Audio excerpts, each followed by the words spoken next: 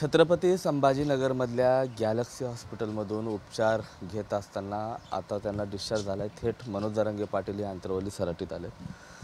उपचार पूर्णपणे झाला आणि तुम्ही आज निघालात आणि लगेच कामाला लागतं. नाही, उपचार पूर्ण नाही झाला.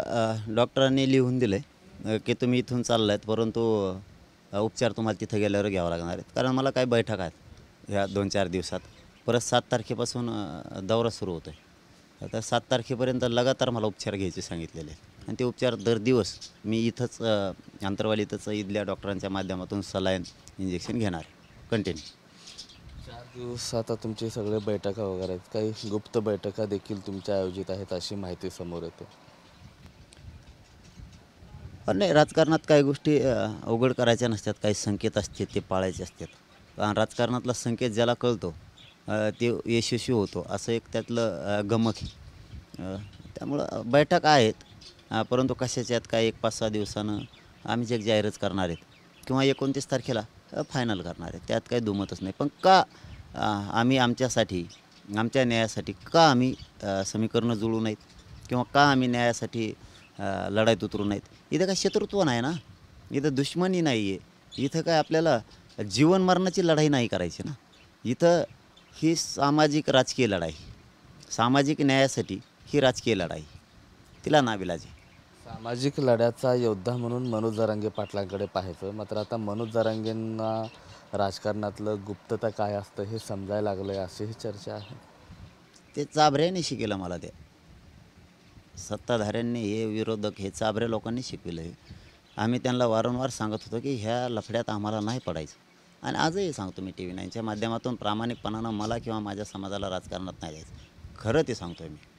आमचं आम्हाला द्या, राजकारण तुम्हाला लकलाप, हे मराठे तुम्हाला डोक्यावर घेऊन नाचतील, या शब्दाचा अर्थ सत्ताधारी लोक तुम्ही समजून घ्या. पश्चातापाशिवाय तुमच्या हातात काहीच राहणार नाही. जर मागचा तुम्हाला थोडासा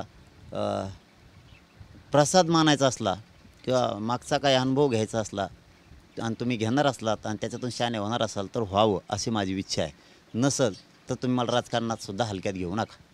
मात्र पाटील, सगळे सोयऱ्यावरती ना सत्ताधारी स्टँड घेत आहेत ना विरोधक घेतात. कोणीही काही बोलत नाही. भूमिका जी आहे त्यांची ते स्पष्ट करत नाहीत. शेवटी द्यायचं नसलं म्हणल्याच्या नंतर माणूस बहाणे शोधत असतो. काही पण असो, आपल्याला कोणाला जर भेटायचं नसलं तर आपण बहाणा शोधत असतो. आणि भेटायचं म्हणल्याच्या नंतर आपण ऊन वारा पाऊस काय बघत नाहीत. त्याला इच्छाशक्ती लागते, त्याला इच्छाशक्ती म्हणलं जातं. पण द्यायचंच नसेल तर बहाणेबाजी करायची. आता बघा ना, किती सरळ आणि साधं आहे. म्हणजे येड्यात काढण्यासारखा प्रश्न आहे की आता सर्वसामान्याला कळायला लागलं आहे. आणि लोक आता इतके हुशार झालेत की आता 5 वर्षाचे लेकरूसुद्धा हुशार झालेलं आहे. पूर्वीचं होतं ऐकून या सांगावां घेऊन करायचं, परंतु सहज आता लोकांना कळतं आहे की भूमिका काय. सत्ताधारी बोलवतात बैठक, त्याला जात नाही विरोधक. आता बोलवतो विरोधक, त्याला जाणार नाही सत्ताधारी. म्हणजे बघा ना, येड्यात काढायचा धंदा. म्हणजे हे आम्हाला शिकवणार आता दोघं मीडियात येऊन की त्यांना बोललो ते आले नाही, तेव्हा म्हणणार ते बोल. याचा अर्थ तुम्हाला द्यायचं नाही का आम्हाला? मग ते आलं नाही म्हणजे त्याचा आणि याचा आणि आरक्षणाचं काय समज? यांना बाकीच्यांना आरक्षण देताना सगळेच आले होते का? जत्रा भरली होती का तुम्ही तिथं? मग एकाला एक न्याय आणि एकाला दुसरा न्याय, हे मराठ्यांना समजायला लागलं. मराठ्यांतला विषय, मराठ्यांना खूप आता रोष मराठ्यात वाढला आहे. सदाभाऊ खोत असं म्हणाले की आंदोलनाच्या पाठीशी माध्यमावर दहशतवाद पसरला जातोय का, असा प्रश्न त्यांनी उपस्थित केला आहे. ते तुमचंही नाव नाही घेतलं, कुणाचंही नाव नाही घेतलं, मात्र निशाणा तुमच्यावर असल्याचं समजतं. काय काय आंदोलनाच्या पाठीशी माध्यमावर एक दहशतवादासारखा दबाव सुरू आहे असं म्हणतात सदाभाऊ खोत. त्यांच्याकडून असेल.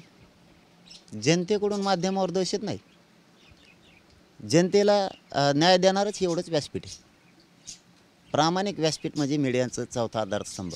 सामान्य जनतेला आनंदी चेहरा करून वापस लावणारं कोणचं आधाराचं स्तंभ असेल, त्यांचा मूळ न्यायाचा आधार असेल तर ती मीडिया आहे.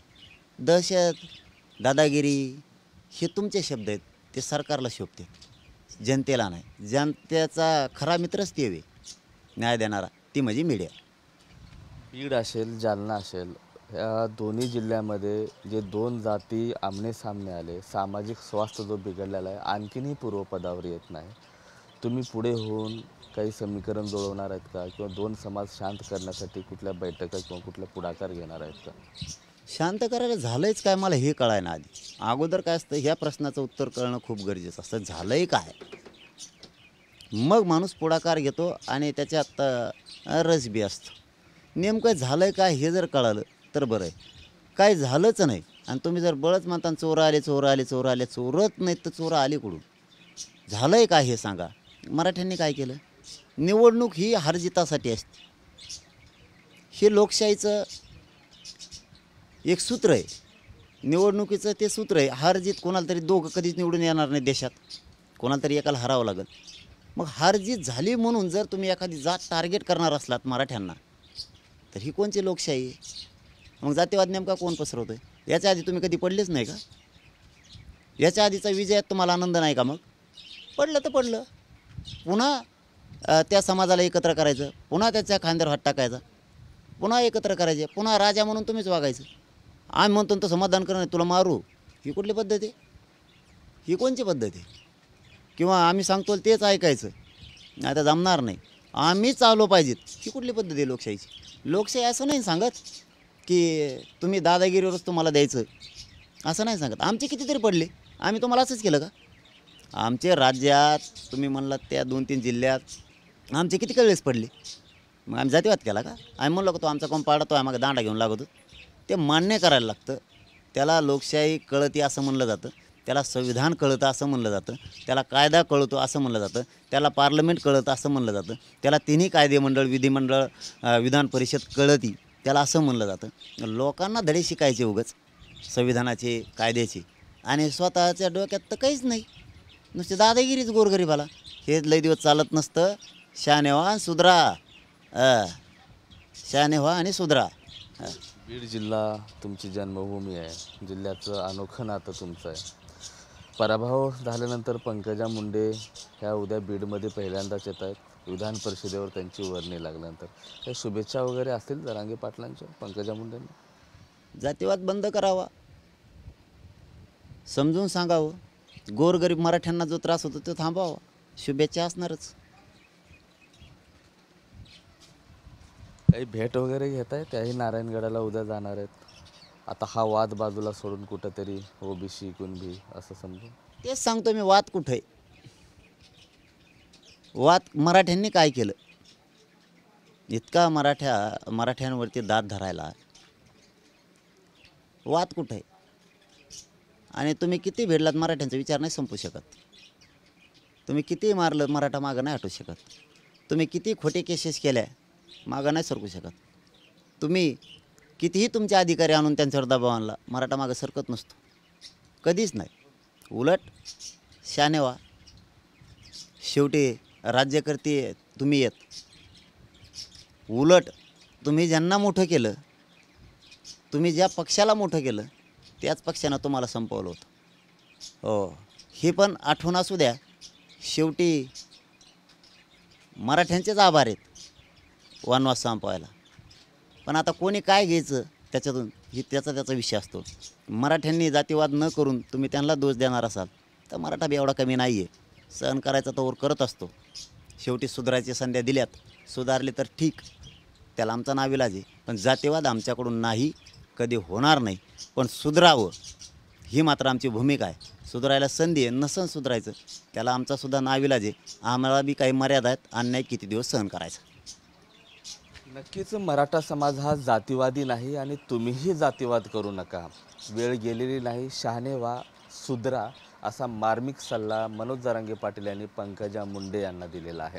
कॅमेरा पर्सन हर्षल निकमसह मी महेंद्रकुमार मुधोळकर, TV9 मराठी, जालना.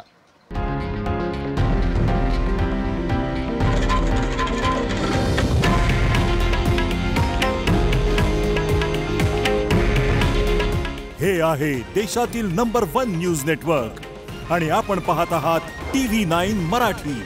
काळजी तुमची, हित महाराष्ट्राचं.